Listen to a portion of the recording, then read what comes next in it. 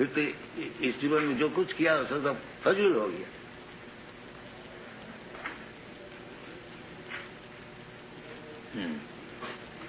पुरुष प्रकृति स्थोरी भूंगते प्रकृति जान गुणा। हाँ, भूंगते।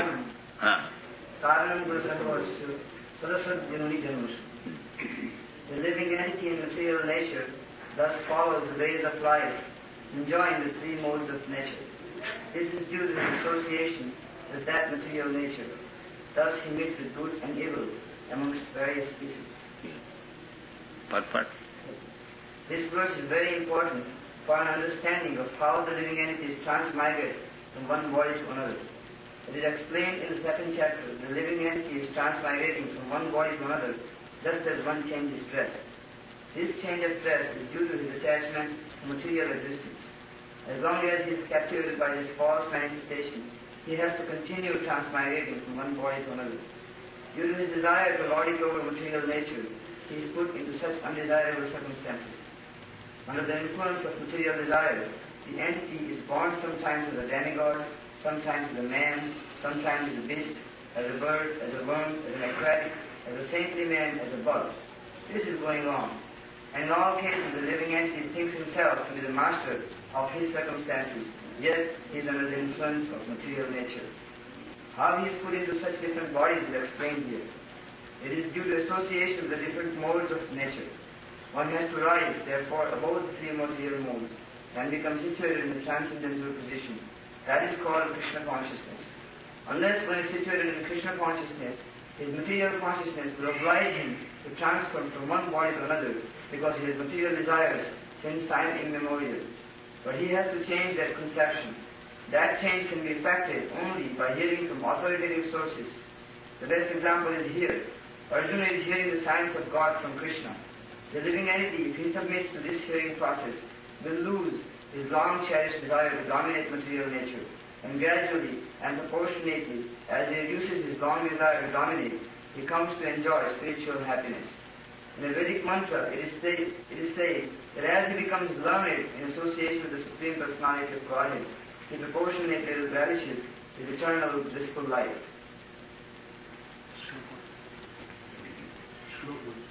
Purusha prakristho hi bhumte prakriti janguna karanam gunasangosya salasadyoni janmasu.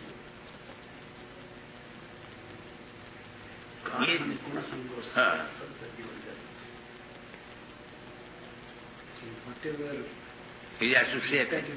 Satagun Rajagun Tam. Urdham gachanti sattasva. Find out this one. Urdham gachanti sattasva. Madhye tishtanti rajasa.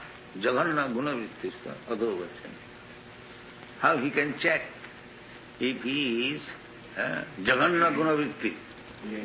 So he is going downward. How his present position is checking. That is not what. Education.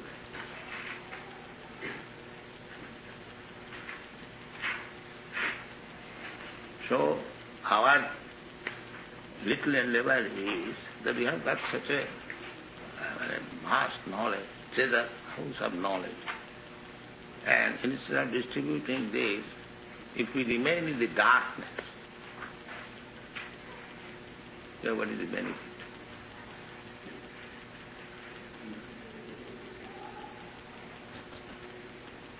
Chaitanya Mahaprabhu का एक mission है, भारत भूमिते मनुष्य जन्म हईल जा जन्म सार्थक करी करो करो परोपकार, क्योंकि सारा दुनिया डार्कनेस. ऊर्ध्वं गच्छन्ति सत्त्वस्था मध्ये तिष्ठन्ति राजसा जगन्य गुणवृत्तिस्था अधो गच्छन्ति तामसा. Translation. Those situated in the mode of goodness gradually go upward to the higher planets. Those in the mode of passion live on earthly planets. And those in the mode of ignorance go down to the hellish worlds. Purport. In this verse, the results of actions in the three modes of nature are more explicitly set forth. There is an upper planetary system consisting of the heavenly planets where everyone is highly elevated. According to the degree of development of the mode of goodness, the living entity can be transferred to various planets in this system. The highest planet is Satyaloka or Brahmaloka, where the prime person of this universe, Lord Brahma, resides. We have seen already that we can hardly calculate the wondrous condition of life in Brahmaloka. But the highest condition of life, the mode of goodness, can bring us to this. The mode of passion is mixed. It is in the middle, between the modes of goodness and ignorance. A person is not always pure, but even if he should be purely in the mode of passion, he will simply remain on this earth as a king or a rich man. But because there are mixtures, one can also go down. People on this earth in the mode of passion or ignorance cannot forcibly approach the higher planets by machine. In the mode of passion, there is also a chance of becoming mad in the next life. The lowest quality, the mode of ignorance, is described here as abominable. The result of developing ignorance is very, very risky. It is the lowest quality in material nature. Beneath the human level, there are 8 million species of life, birds, beasts, reptiles, trees, etc. And according to the development of the mode of ignorance, people are brought down to these abominable conditions. The word tamasaha is very significant here. Tamasaha indicates those who stay continually in the mode of ignorance without rising to a higher mode. Their future is very dark. There is opportunity for man in the modes of ignorance and passion to be elevated to the mode of goodness, and that system is called Krishna consciousness. But one who does not take advantage of this opportunity certainly will continue in the lower modes. मैंने भागवत से नष्ट प्रायेषु अभद्रेषु नित्यं भागवत सेवा। हाँ, भगवती उत्तम श्लोके भक्ति भवती नष्ट की तथो रजस्तमो भावा कामलो भादयश्च जे चेत एतै अनाविद्यम स्थितं सत्य प्रसीदति। तो आदमी को सतुगुण में ले आना चाहिए। This is education. वो तमोगुण में ही रहेगा तो क्या है?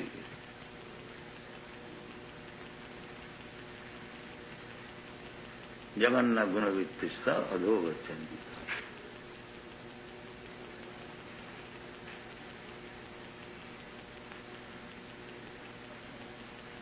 देहांत प्राप्ति तो है, और किस तरह से देहांत प्राप्ति होनी है उसको सिखाना चाहिए।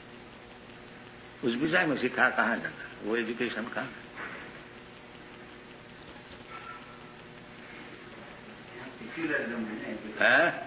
Secular education. You can't be very secular. नहीं तो रिलीजन नहीं है, ये तो साइंस है। रिलीजन अभी बहुत दूर में है। ये तो देहांत पर जैसा एक इन्फेक्शन क्या कोई बीमारी स्मॉल पॉक्स, तो तुमको स्मॉल पॉक्स होना ही है। इसे रिलीजन क्या है? ये तो साइंस है। कारण गुण संग तो स्मॉल पॉक्स डिजीज को इन्फेक्ट किया, अब तुमको स्मॉल पॉक्स भोगने पड़ेगा। इसमें रिलीजन की बात क्या? रिलीजन तो बहुत, जब आदमी होगा तभी उसको रिलीजन। धर्म तो साक्षात भगवत प्रणीत, जब भगवान से संपर्क होगा कभी रिलीजन है, नहीं तो रिलीजन क्या है? मनमाफिक रिलीजन होता है। धर्म तो साक्षात भगवत प्रणीत। मनमाफिक लॉ होता है? नहीं, लॉ तो गवर्नमेंट देता है। इसी प्रकार रिलीजन का अर्थ होता है जो भगवान जो बता देते हैं उसका नाम है रिलीजन। इसीलिए भगवान बताए सर्वधर्मान परित्यज्य माम, this is religion. And whatever is manufactured, this is all bogus. Therefore, इसको त्याग दे। तो ये रिलीजन है, मामेकं शरणं, उसका नाम है रिलीजन। तो ये रिलीजन देता कौन? इसको भी बताया, नमामि दुष्कृत न मूढ़ा प्रबद्धन्ते नराधम माया परितज्ञाना असुरी भाववान। ये जो भगवान बोल रहे हैं सरेंडर करो, तो भगवान बोलते हैं हमको सरेंडर करता नहीं कौन? दुष्कृति नराधमा मूढ़ा माया परितज्ञाना आसुरी भाव। तो फिर तो सब हो गया, खत्म। नहीं, बहुनाम जन्म नामंते ज्ञानवान मांग प्रबद्धति। अनेक जन्म ऐसा घूमते फिरते जब वास्तविक ज्ञानवान होता है तब क्योंकि वो समझ लेते हैं वासुदेव सरिनीति समात्मा। तो जन्म तो होगा, ये तो तथा देहांतर प्राप्ति तो उनको सिखाना चाहिए। ये जन्म होने से जन्म तुमको मिला है, अब ये तुम ज्ञान लो, इस तरह से भगवान में प्रवृत्ति करो, इस तरह से जीवन को सफल करो। नहीं तो क्या है, हथौड़ी छोड़ने का ज्ञान लेके क्या। सबई पुंसांग वरो धर्म जतो भक्ति रधो खजे अहितु के अप्रतिहता जयात्मा संप्रसीदति।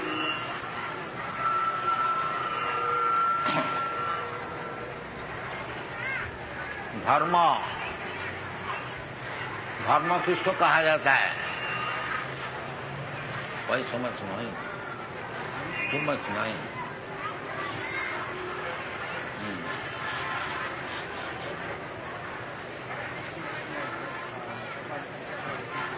अच्छा है।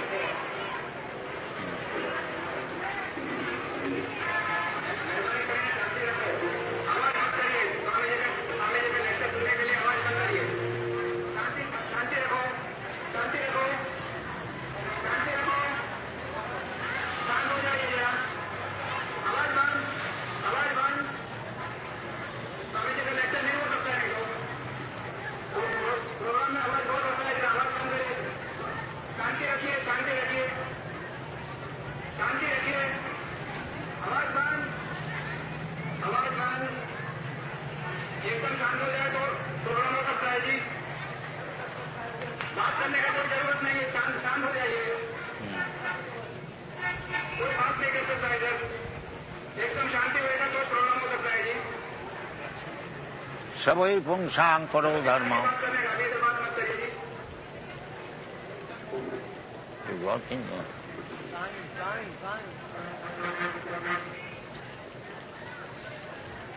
सबई पुंसांग परो धर्म जतो भक्ति रधो खजे। श्रीमद् भागवतम प्रथम स्कंद द्वितीय अध्याय पाठ नंबर 6। सुखदेव गोस्वामी बताते हैं, उनको प्रश्न किया गया था कि भगवान श्री कृष्ण जब धर्म ज्ञान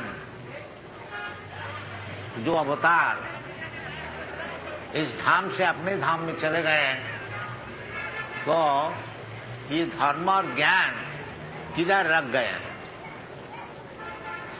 तो वो भागवत में ऐसे बताया जाओ, पुराना तो धुना उदित कृष्णे सधाम उपगते। भगवान अपना सधाम में चले जाने के बाद वो धर्म ज्ञान इस श्रीमद् भागवत में छोड़ दिए। तो श्रीमद् भागवत में बताया कि धर्म की सबसे बढ़िया धर्म कौन है? सबई पुंसांग परो धर्म। पर का अर्थ होता है ये प्राकृतिक भौतिक जगत का नहीं। जैसे भगवत गीता में 2 शक्तियों के बाद प्रकृति के विषय भगवान सुनाया है। भूमि रप अनल वायु खंगमन बुद्धि देव। एक भौतिक ये जो प्रकृति मेटीरियल एनर्जी, जिसमें भूमि जल वायु अग्नि आकाश मन बुद्धि अहंकार, ये 8 प्रकृति है। ये अपरा प्रकृति भगवान सुनाया, अपरायम इतस्तु विद्धि में प्रकृति परा। और एक प्रकृति है, वो परा प्रकृति। वो परा प्रकृति कौन है? जीव भूत महाभाव जयदम ध्याजति जगत। ये जीवात्मा, जैसा हम लोग है, आप है, हम हैं, सब जीवात्मा। मैं भी एक प्रकृति, बाकी परा प्रकृति। तो धर्म भी दो प्रकार का होता है। जब शरीर का संपर्क से धर्म का जाजन किया जाता है, उसका नाम अपरा धर्म, निकृष्ट। हाँ, और उत्कृष्ट धर्म है पराप्रकृति। निकृष्ट धर्म में प्रवृत्ति, और उत्कृष्ट धर्म में निवृत्ति। प्रवृत्ति रेशांग भूतानाम निवृत्तेषु महाफलम। जब तक प्राकृत धर्म में रहेंगे हम लोग, तो ये कर्मकांड का जो विचार है कि हम परिश्रम करके शरीर को खूब सुखी करेंगे, इस जीवन में भी करेंगे, और पुण्य कार्य करके फिर आगे जाके स्वर्गलोक में जाएंगे, उधर भी शरीर को खूब सुखी रखेंगे। ये विचार जो है, ये अपराधर्म, ये पराधर्म नहीं। और क्योंकि मैं पराप्रकृति है, इसलिए हमारे लिए वो पराधर्म जो है वही योग्य। ये पराधर्म का विषय है, सूत गोस्वामी बता रहे हैं। सबई पुंसांग परो धर्म जतो भक्ति व दुख जी। तो पराधर्म क्या चीज है? जिसको जाजन करने से भगवान में भक्ति रुचि होती है, उसका नाम है पराधर्म। हाँ, सबई पुंसांग परो धर्म जतो भक्ति रघु। हाँ, तो भक्ति जो है ये प्राकृत नहीं है, अपराकृत। इसलिए भगवान भगवद गीता में बताए हैं, मां च व्यभिचारिणी भक्ति योगी न जा सेवते सगुणान समतीत एतान ब्रह्म भूयाय कल्प। भक्ति योग जो है वो ब्रह्म भूमिका में है। मायावादी लोग केवल ब्रह्मानुभव करके वहां सब चीज समाप्त कर देते हैं, परंतु असल में केवल ब्रह्मानुभव होने से ही काम नहीं बनेगा। ब्रह्म कार्य में नियुक्त होना चाहिए। वो ब्रह्म कार्य क्या चीज है, ये भी भगवान भगवद गीता में बताए हैं। ब्रह्मभूत प्रसन्नात्मा न सोचती न कांक्षति समस्त सर्वेषु भूतेषु मद भक्ति लभते परा। ब्रह्मभूत होने का पश्चात यानी अहं ब्रह्मास्मि, मैं भौतिक वस्तु नहीं है, भूमि रप अनल वायु ये वस्तु मैं नहीं। शरीर जो है हमारा ये मट्टी अग्नि पानी वायु आकाश ये सब चीज से बना हुआ है, ये मैं नहीं। अहं ब्रह्मास्मि, मैं आत्मा आत्म वस्तु है। ये ज्ञान का नाम है ब्रह्म ज्ञान, अहं ब्रह्मास्मि। तो ये ब्रह्म ज्ञान होने का पश्चात क्या क्या उसका लक्षण होता है भगवान बताए। ब्रह्मभूत प्रसन्न आत्मा, यदि वास्तविक किसी को ब्रह्मानुभव हुआ तो वो प्रसन्न आत्मा हो जाता।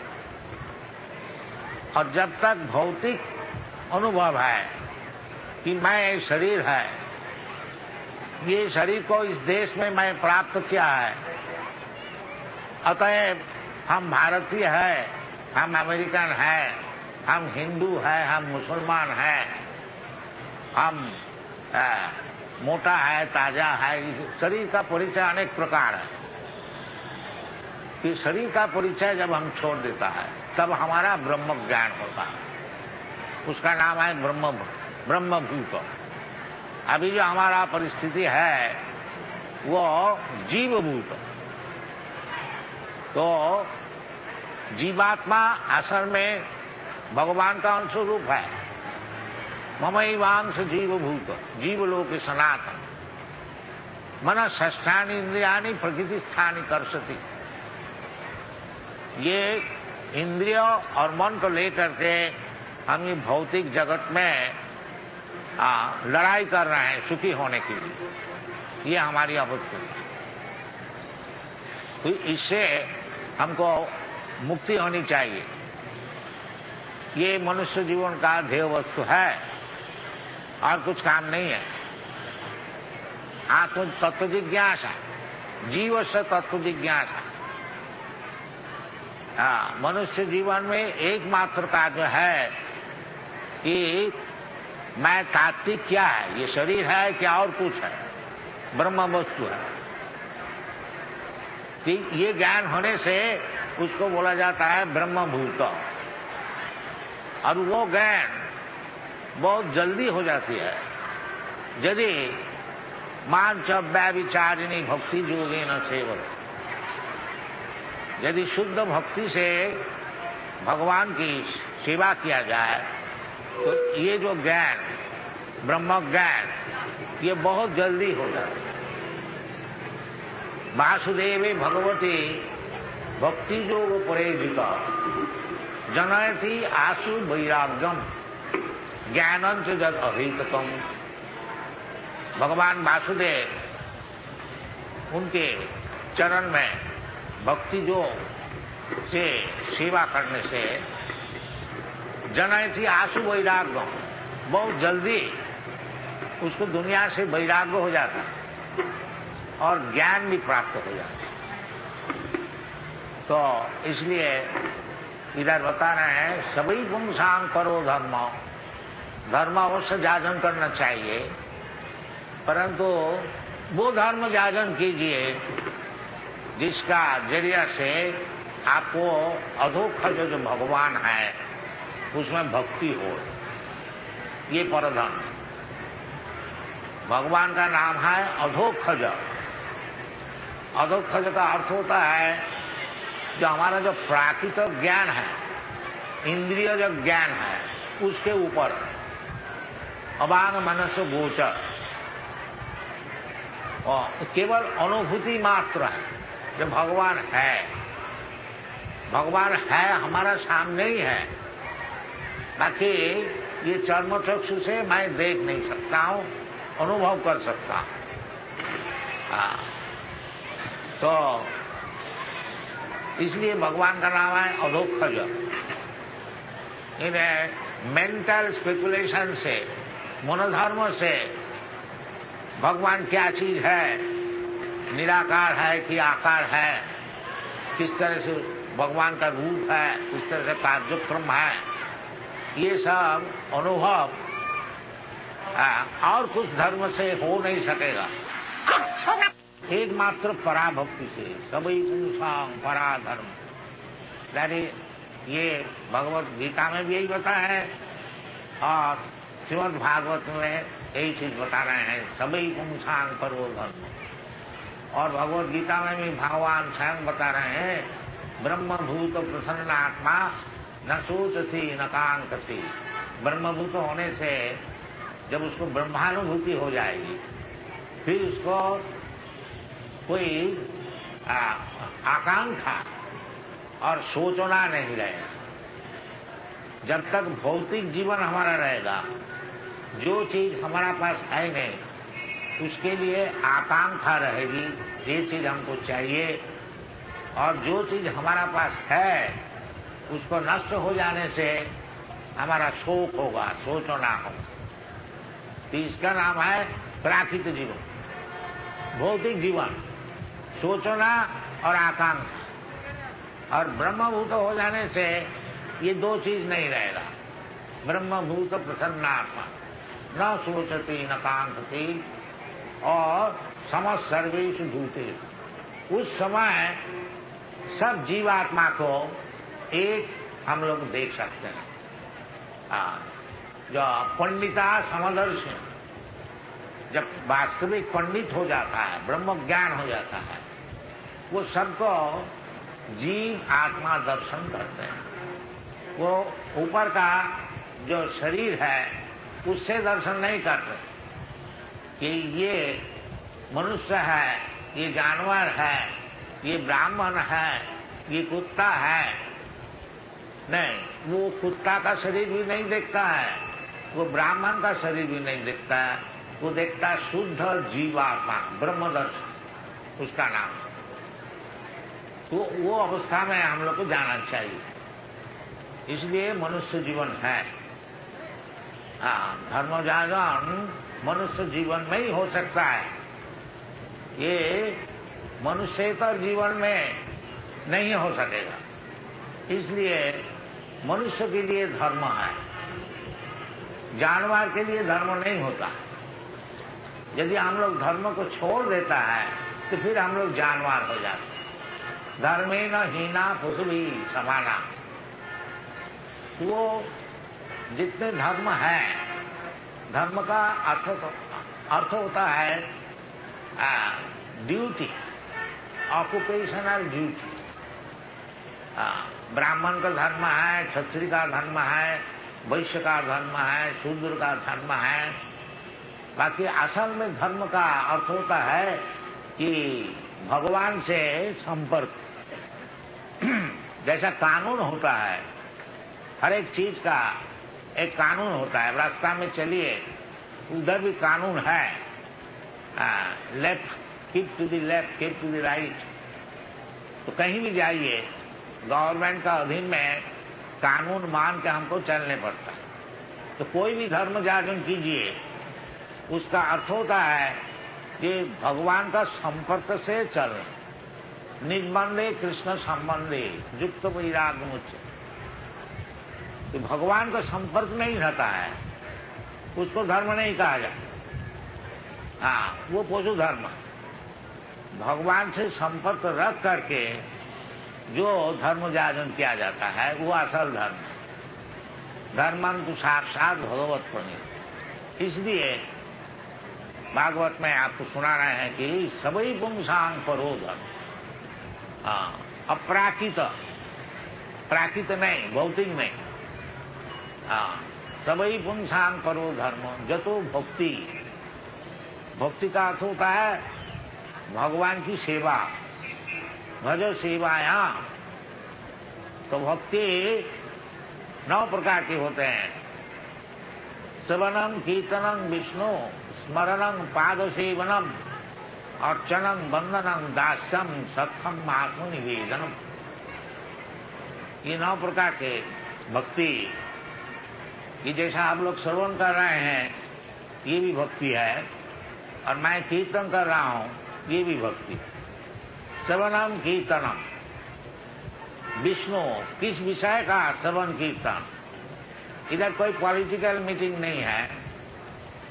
श्रवणम कीर्तनम विष्णु, भगवान विष्णु का विषय श्रवण कीर्तन, उसका नाम है भक्ति। और नहीं तो हम लोग तो श्रवण कीर्तन करता ही है। ये जो इतना हल्ला हो रहा है ये भी एक श्रवण कीर्तन है, वो दूसरी चीज का विषय, वो श्रवण कीर्तन नहीं।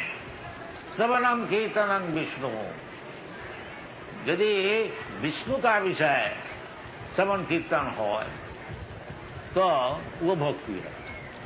और कोई विषय में श्रवण कीर्तन होने से वो भक्ति नहीं। श्रवणम कीर्तनम विष्णु, और श्रवण कीर्तन होने से स्मरण होगा, भगवान का विषय स्मरण होगा। यदि आप मंदिर में गया, ये अर्चन है। श्रवणम कीर्तनम विष्णु स्मरणम पादसेवनम अर्चनम। अर्चनम भगवान का मंदिर है, उधर जाके नमस्कार किया, आरती दर्शन किया, कोई घंटा बजाया, कोई थोड़ा नाचा, कीर्तन किया, ये सब अकाउंट में जाता है। सुकृति, सुकृति इसका नाम है सुकृति। ये सुकृति को संचय करना चाहिए। ये स्वीकृति संचय करने से जैसा एक एक पाई अब जमा कीजिए, बहुत दिन जमा करते करते देखिएगा 2000-4000 रुपया हो गया, उसमें कुछ काम बनता है। हाँ, एक पाई में नहीं बनता है, ताकि थोड़ा थोड़ा जमा करते जाइए तो एक दिन 2-4 हजार रुपया हो जाएगा और उसमें आपको कुछ काम बन जाए। इसी प्रकार ये जो स्वीकृति है इसको संचय करते जाइए। ये जो स्वीकृति है भक्ति, थोड़ा थोड़ा यदि आप जमा करते जाइएगा तो एक दिन महान भय से आप उत्तीर्ण हो जाएंगे। इसका उदाहरण स्वरूप ये अजामिल उपाख्यान है कि अजामिल वो ब्राह्मण का लड़का था, फिर असत्संग द्वारा उसका व्यवहार आचार सब दुराचार हो गया, वेश्यासक्त हो गया, चोर हो गया, बदमाश हो गया, गुंडा हो गया। बाकी एक उसको ब्राह्मण का लड़का था, पहले भगवान की सेवा जरूर किया है पिता माता की आज्ञा से, और यौवन में बिगड़ गया, परंतु पूर्व उस सुकृति का वजह से वो जब चोर डाकू हो गया, वेश्यासक्त हो गया, उस समय उनका कई एक लड़का भी पैदा हो गया। तो एक लड़का का छोटा लड़का, उसका नाम रखा था नारायण, और छोटा लड़का से सभी आसक्त होते हैं। वो लड़का को सब समय नारायण बेटा इधर आप बैठो, नारायण बेटा थोड़ा दूध पी लो, नारायण थोड़ा ये खा लो। ये जो नारायण नारायण का नाम लेता था वो उसका अकाउंट में जमा होता था। तो आखिरी में वो जब यमराज का दूत उनको लेने आया, वो डर से भय से वो छोटा लड़का को बुलाया, बेटा नारायण देखो ये कौन आया है, हमको ले दो।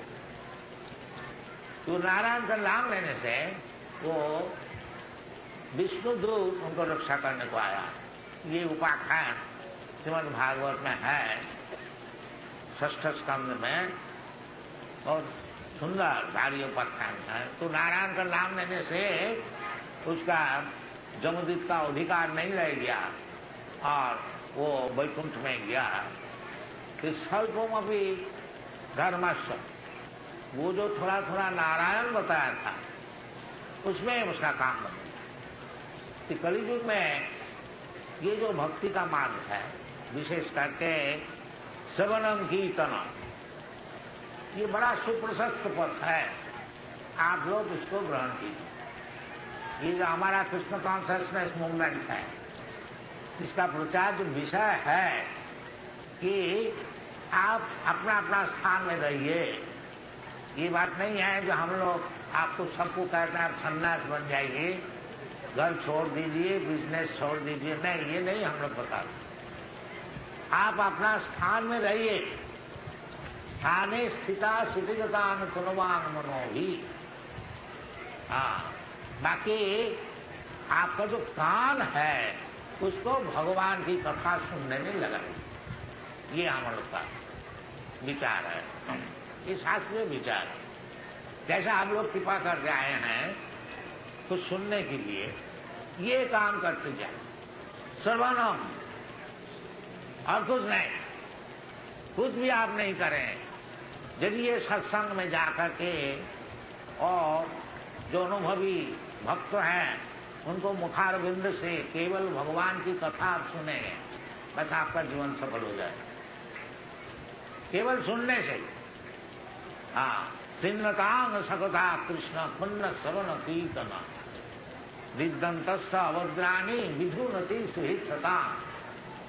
शास्त्र में से बताया, यदि आप लोग कृपा करके केवल भगवान की कथा सुनिए, सिन्नतांग सकथा कृष्ण, कृष्ण इतनी कृपामय है जो जब देखता है कि भगवान की कथा आपको सुनने का रुचि हुई है, उसी वक्त भगवान और कृपामय हो जाता है। भगवान तो आपका हृदय में सब बैठे हैं। ईश्वर सर्वभूतानां हृदय से अर्जुन तिष्ठति। सबका हृदय में भगवान बैठे हुए हैं, खाली देखता है कि क्या काम करता है। ये दुनिया में आए भोग करने के लिए, ये तो केवल फंस जाता है, कब इसको छोड़ छाड़ करके हमारा तरफ देखेगा। इसलिए भगवान खुद आते हैं, भीतर में बैठे तो हुए ही है और बाहर में भी आ जाते हैं। भगवान अवतीर्ण हो जाते अवतार ग्रहण कर, जदा जदा ही धर्म सग्लानी भवती भारत। और भगवान अपना प्रतिनिधि को भी भेज देते हैं कि किस तरह से हम लोग भगवान का तरफ देखें। हाँ, हम लोग भगवान को भूल करके समझते हम बड़ा सुखी है, बाकी क्योंकि हम लोग भगवान को भूल गए इसलिए भगवान दुखी। देखो ये हमको भूल करके ये भौतिक जगत में भोग करने के लिए फंस गया है। मनस्सष्टानि इंद्रियाणि प्रतिदिक्षानि कर्षति, और इतना तकलीफ उठा रहा है, दिन रात गधे का ऐसा परिश्रम करते हैं एक रोटी के लिए, समझे ना।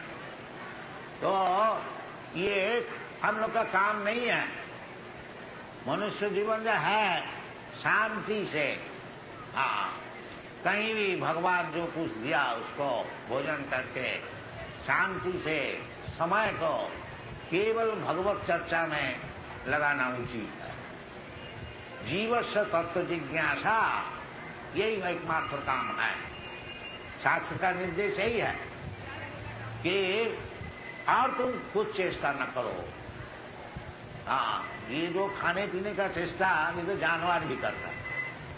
हाँ, शास्त्र कहते हैं अयंग देह नायंग देह निलोके कष्टान कामान अरहति बुझाने जी। जब तुमको मनुष्य शरीर मिला है, ये शरीर लेकर के इतना तकलीफ उठा के और अपना इंद्रिय तर्पण के लिया और कोई अच्छा काम तो जानते ही नहीं, ये तो सुअर गधा ऐसा करता है, तो मनुष्य भी ऐसा क्यों करे। मनुष्य के जीवन का क्या उद्देश्य है? तपो दिव्यम, मनुष्य जीवन है तपस्या करने के लिए। यही हमारा भारतीय सभ्यता है। बड़े बड़े राजा अपना राज्य छोड़ कर दे जंगल में जाके तपस्या किया, ये आप लोग सब जानते हैं। महाराज भरत, जिसका नाम से ये भारतवर्ष है, 24 वर्ष उम्र में अपना राज्य और युवती स्त्री रानी बच्चे सब छोड़ करके वन में तपस्या करने के लिए, ऐसा बहुत उदाहरण है। तो मनुष्य जीवन असल में तपस्या करने के लिए है। न तपस्या क्यों किया जाए? हाँ, तपो दिव्यम पुत्र का जीन शुद्धि तो सत्या। ये जो हमारा सत्ता है ये अभी अशुद्ध है। अशुद्ध होने का कारण ये भौतिक शरीर हमको मिलता है और फिर हमको इसको छोड़ने पड़ता है, फिर और एक भौतिक शरीर लेने पड़ता है। भूत्कारुत्या प्रलीयते, ये जो झंझट है ये क्यों हुआ है? ये इसलिए है कि अभी सत्ता शुद्ध नहीं है। तो तपस्या करने से यदि सत्ता शुद्ध हो जाता है तो फिर तो हम ब्रह्म वस्तु है, तो ब्रह्मानंद हमको मिलता है। ये उद्देश्य है मनुष्य जीवन। तपो दिव्यम पुत्रकारेण शुद्धेत सत्ता जेन ब्रह्म सुखम अनंत। हम लोग सुख चाहते हैं, अगर असल सुख जो है ब्रह्म सुख, वो अनंत है, तो तात्कालिक नहीं है। ये सब शास्त्र में बताया। तो कलियुग में यदि आप ब्रह्मभूत होने को चाहते हैं, बड़ा सरल उपाय, हाँ, वो सरल उपाय है यही कि भगवान की कथा सुनी। चिन्नदान सबथा कृष्ण, कृष्ण भगवान की कथा नहीं, कृष्ण की कथा। हाँ, कृष्ण की कथा एक तो भगवत गीता है जो कि भगवान स्वयं कृष्ण बता रहे हैं, वो भी कृष्ण की कथा है। और एक श्रीमद् भागवत है, वो भी कृष्ण की कथा, माने कृष्ण विषय का कथा है। दोनों ही कृष्ण की कथा है। तो कृष्ण कथा सुनी, श्रीमद् भगवद गीता और श्रीमद् भागवत, ये सुनिए। श्रवणम कीर्तन, सुनने से आपका जीवन सफल होगा। और किधर से सुनिए? शतांग प्रसंगात्मो बीज संविद भवंती वित्तन्न रसायन कथा। कृष्ण कथा वहां से सुनना चाहिए जो कि भगवत भक्त है, जो कि बिजनेस के लिए भगवान की कथा सुनाता है, उनका पास नहीं। जो कि अपना जीवन दिया है भगवान की सेवा के लिए, ऐसे व्यक्ति उसको भागवत कहा जाता है। नित्यंग भागवत सेवा। तो घर घर में आप लोग भागवत सुन सकते हैं और शुद्ध भी हो सकते हैं, कोई मुश्किल नहीं है यदि आप लोग चाहें। जैसा ये हमारा समाज में international society for Krishna conscious में ये लोग सब शुद्ध आचरण करते हैं, 4 चीज छोड़ देता है। अवैध स्त्री संग, अपना विवाहित स्त्री छोड़ करके कोई स्त्री से संपर्क नहीं। इसका नाम है अवैध स्त्री संग, इलिसिट सेक्स, ये छोड़ना चाहिए। और मीट ईटिंग, मांस मछली आदि छोड़ देना चाहिए, शुद्ध हो जाए। और नशा भांग, देखिए बालक लोग चाय भी नहीं पीते हैं, बीड़ी नहीं पीते, सब छोड़ दो, ये शुद्ध करते हैं। तपस्या, ये तपस्या है, तपस्या करने से जो सत्ता है शुद्ध हो जाता है। ये सब चीज छोड़ देना चाहिए। 4 प्रकार के जो पाप है, स्त्रीस्नापान द्यूतो जत्र पाप चतुर्विध, अवैध स्त्री संसर्ग और वृथा हिंसा, पशु हिंसा। जब भगवान हमको इतना चीज दिया है तो फिर हम पशु हिंसा क्यों करें? जहां कुछ मिलता नहीं, डेजर्ट है, उधर कोई अगर पशु को मार के खाया तो उसका उतना पाप नहीं लगता। क्या करे बेचारी, क्या खाए? और भारतवर्ष में और कहीं भी हो, अमेरिका में भी बहुत खाने का चीज है। जितना चाहे दूध पीजिए, जितना चाहे अनाज लीजिए और खाद्य द्रव्य लीजिए, सब मौजूद है। बाकी स्वभाव हो गया मांस खाने के लिए, हजारों स्लॉटर हाउस सब रखते हैं। तो ये सब पाप कार्य है। ये पाप कार्य चलने से कभी सुखी नहीं होगा।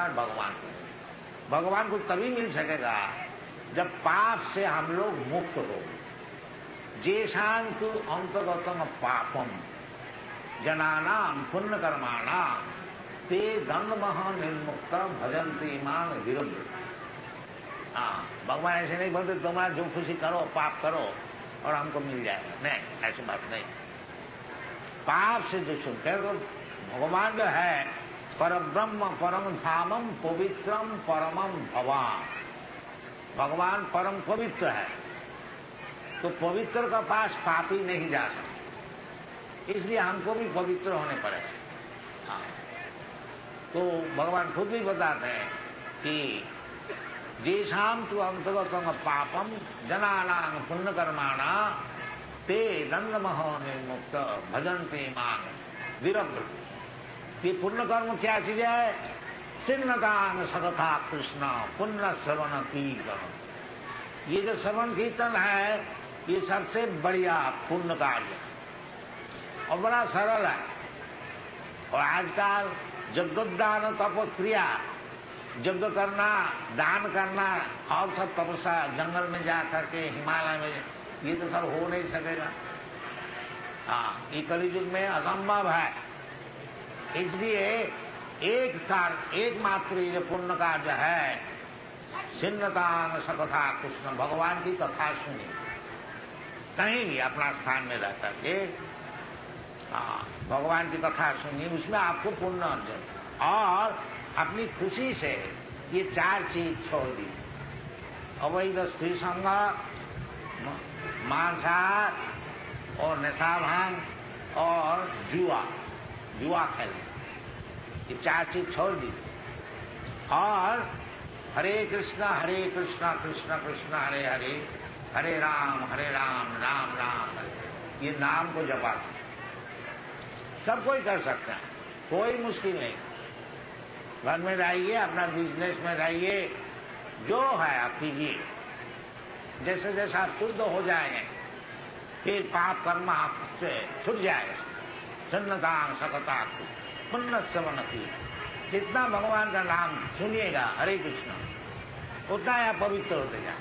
चेत दर्पण मान, उतना ही आपका चित्त दर्पण मार्जित हो जाए और फिर सब चीज आपको हृदय में प्रकाश होगा। ये कलियुग के लिए विशेष है। हरे नाम ही केवलम, चलो नास्तिव गतिरन्यथा।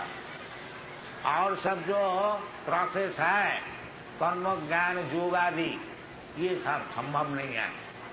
इसलिए कलियुग के व्यक्ति जितना पतित है, भगवान कृपा करके उससे भी सरल उपाय बता दिया। हरे नाम केवलम, चलो नास्तिव गतिरन्यथा। तो इसके लिए कोई रोक नहीं है, ये केवल हिंदू ही हरे नाम कर सकेंगे और नहीं, हिंदू मुसलमान का कोई बात नहीं है, सबके लिए अधिकार है। आचंडाल सबके लिए, किरात हूनांद पुलिंद पुष्पसा वीर सम्मा जमुना प्रसाद, जिनने जो पापा, कोई पापी तापी का विचार नहीं, सब कोई ये भगवान का नाम जो है उसको ग्रहण कर सकते हैं। और यदि आप ये सब पाप कर्म छोड़ दें और भगवान का नाम करें तो फिर आपका मनुष्य जीवन सफल हो जाएगा। किसी को पता सभी गुमसाम करो धर्म जतो भक्ति रघुत करे, और उसके लाभ क्या होगा? अहित की अपूर्ति होता। अब ये जो भक्ति आप जागरण करेंगे, दुनिया में ऐसे कोई चीज नहीं है जिसमें बाधा डाल सकता है, नहीं। किसी अवस्था में ये भगवान का नाम आप श्रवण कर सकते। आप गरीब है, अमीर हो और हिंदू हो, मुसलमान हो, जो कोई हो, कोई बात नहीं, सब कोई भगवान का नाम ग्रहण कर सकते हैं। किसी का लिए रोक नहीं है, सबके लिए खुला है। और जितना आप भगवान का नाम लीजिएगा उतना ही आपका जो चित्त है चेत दर्पण मार्जन, वो आयनक का ऐसा है, वो जैसे आयनक में धूली जम जाने से दिखाई नहीं पड़ती है, उसको साफ करना चाहिए। इसी प्रकार हमारा जो हृदय है वो तो सच्च है, उसमें भगवान का नाम से वो विद्वंत अवध्रानी विधुनति सुहित तथा, भगवान उसको साफ कर देते हैं। फिर आप अपना मुंह देख लीजिए कितना सुंदर है। आपका ये भौतिक शरीर नहीं है, आपका चिन्मय शरीर है, जो कि न हन्नते हन्न माने शरीरे। ये शरीर नष्ट हो जाने से चिन्मय शरीर सब समय रहता है, और वो चिन्मय शरीर से ही आप चिन्मय धाम में जा करके जो चिन्मय भगवान जो सच्चिदानंद विग्रह है उनका साथ एक साथ में रह सकेंगे और सब दिन के लिए भगवान का साथ आनंद कर सकेंगे। आनंदमय अभ्यास, यही हम लोग का प्रचार विषय है और बहुत सरल है। आप लोग इसको ग्रहण कीजिए और सुखी होइए। Thank you very much. हरे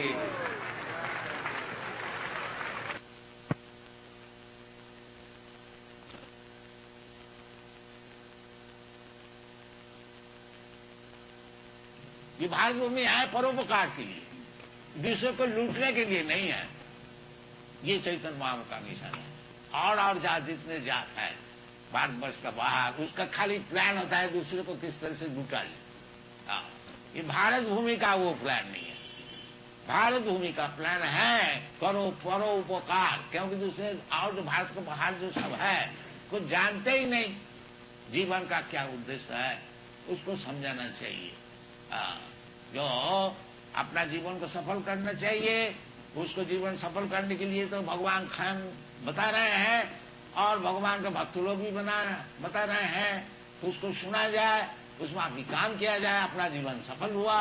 फिर जाके वही बात दूसरे को जाके बताइए, उनको जीवन सफल कीजिए। ये चैतन्य महाप्रभु का मिशन है। भारत भूमिते मनुष्य जन्म ही न जाए, जन्म সার্থক করি করো পরোপকার। পৃথিবীতে আছে যত নগরাদি গ্রাম, सर्वत्र प्रचार হইবে মহাত্মা।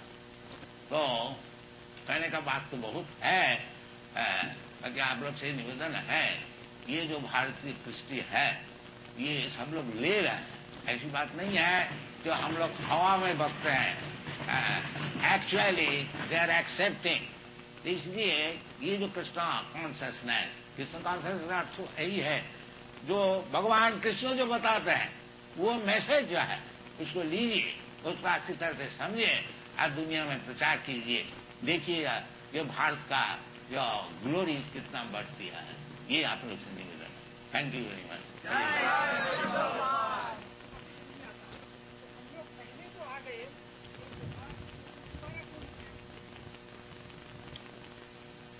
दोबारा यदि आपकी इच्छा है आएंगे, क्योंकि यदि मुक्ति का अर्थ होता है, अभी बताया हमने, मुक्ति विद्या अन्यथा रूपम स्वरूपेण अवस्थिति, इसका नाम है मुक्ति। स्वरूप, आपका स्वरूप क्या है? आपका स्वरूप है, जीवेर स्वरूप है नित्य कृष्ण, भगवान का दास। यदि आप भगवान का दास नहीं रहने को चाहते हैं, फिर मुक्ति से लौट के इधर आने पड़ेगा, माया का दास होने पड़ेगा। दास सब रहे, दासगिरी छूटेगा नहीं। बाकी अब जब रिवेल करेंगे, जब भगवान का दास नहीं होंगे, तो माया का दास होइए। ये बात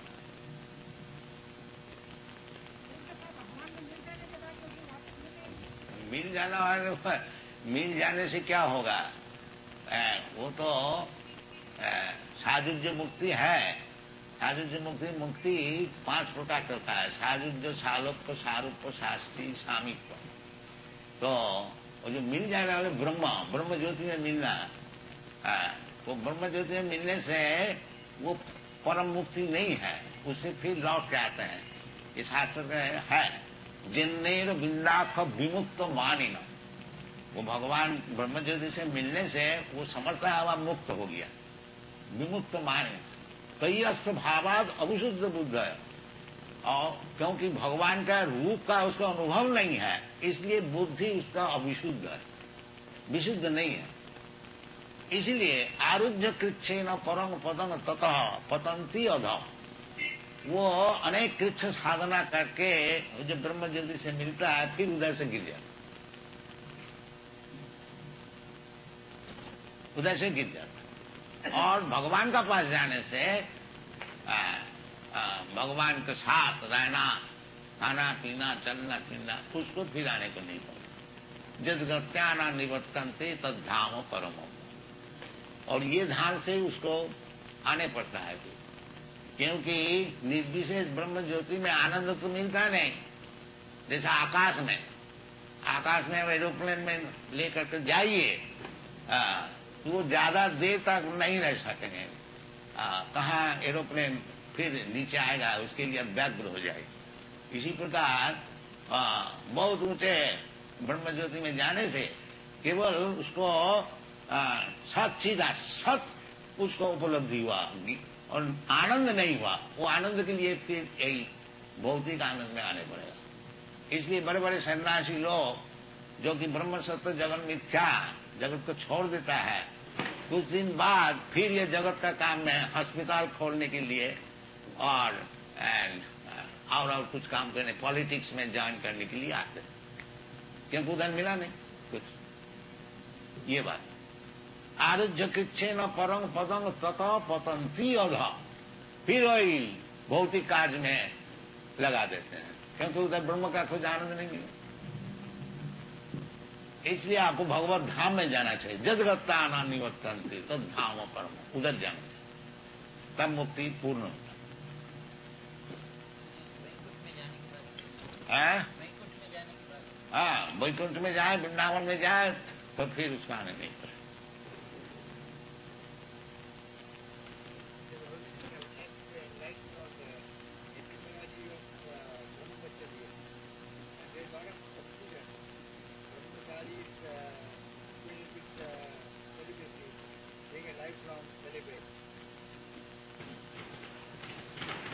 तपस्या का अर्थ होता है ब्रह्मचर्य। तपस्या ब्रह्मचर्य न, ये जो तपस्या है ब्रह्मचारी से ही शुरू होती है। तो अगर ब्रह्मचर्य न करें वो स्टेडी नहीं रह सकेगा। कोई भी तपस्या कीजिए, ज्ञान योग ध्यान, उसमें ब्रह्मचर्य चाहिए। ये नहीं है जो अनरिस्ट्रिक्टेड सेंस ग्रेटिफिकेशन में करेंगे और बड़े बड़े जोगी भी बन जाएंगे, ये संभव नहीं। ये सब संभव नहीं। इसलिए तपसा ब्रह्मचर्य न, इस शास्त्र में लिखा है तपसा का अर्थ होता है ब्रह्मचारी से शुरू होती है तपस्या। जगत दान तपक्रिया न त्याज्यम, भगवान कहते हैं जगत दान और तपस्या इसको छोड़ना नहीं।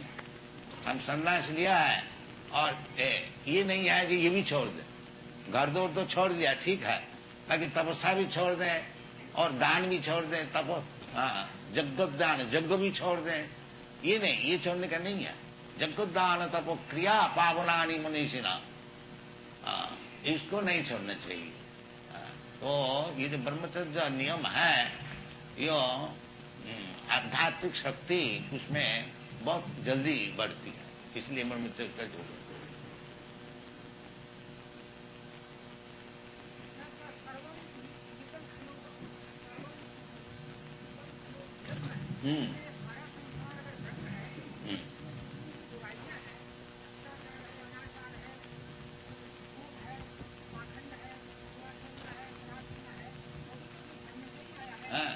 जैसा आपको घर में ये सभी मकान है, ताकि पखाना में नहीं जाना चाहिए।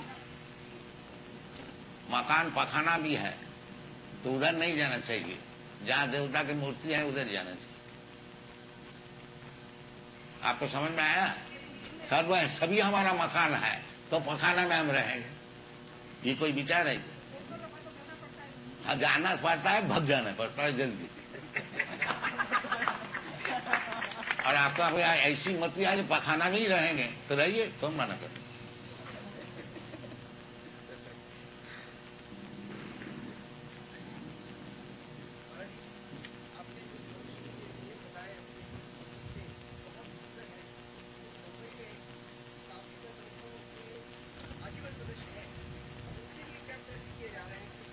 आप लोग आइए ना, आपके लिए इतना बड़ा भारी भारी मकान बना है, आप आइए रहिए। आप आते नहीं तो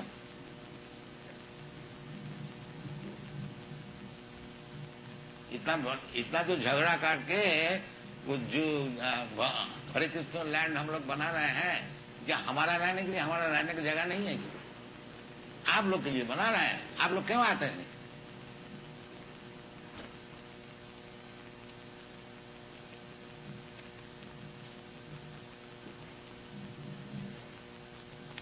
जद जद आचरति श्रेष्ठ तत्तदेव इतरे जना सजत प्रमाणं कुरुते लोकस्तद अनुवर्तते। तो आप लोग सब श्रेष्ठ व्यक्ति है बम्बई का, आप लोग आइए, देखिए, रहिए। इतना किताब हम लिखे हैं उसको सब पढ़िए, समझिए, तभी तो काम चलेगा। आप लोग दूर में रहेंगे तो कैसे चलेगा?